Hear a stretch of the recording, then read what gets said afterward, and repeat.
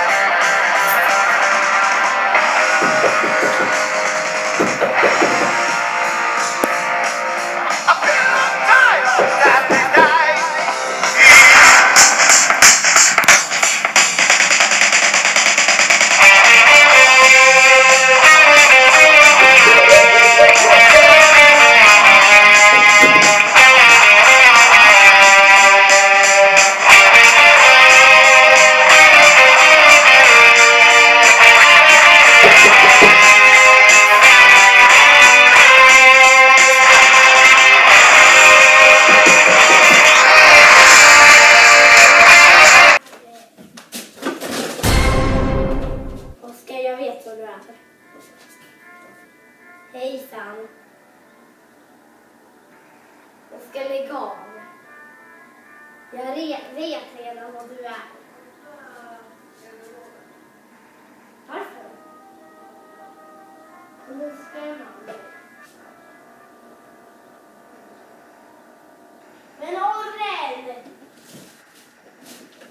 Nej, men vad fan? Filmar du? nej. Jag filmar inte.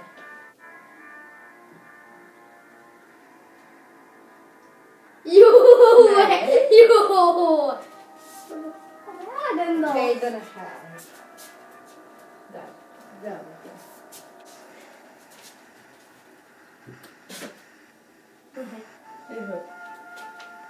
Den är här. Jag tyckte precis som jag ville. Så jag tycker vi kör igen att vi ska skrämma honom. Och då, den här gången ska jag vara i hans rum. Japp, och då ska vi se hur det blir då.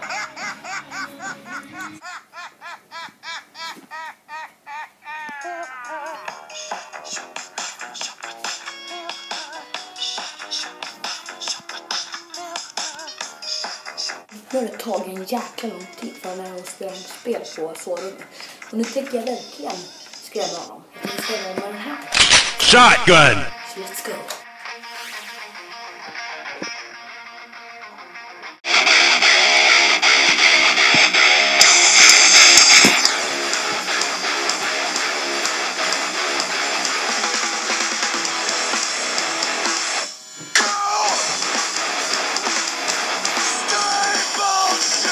Inside and outside,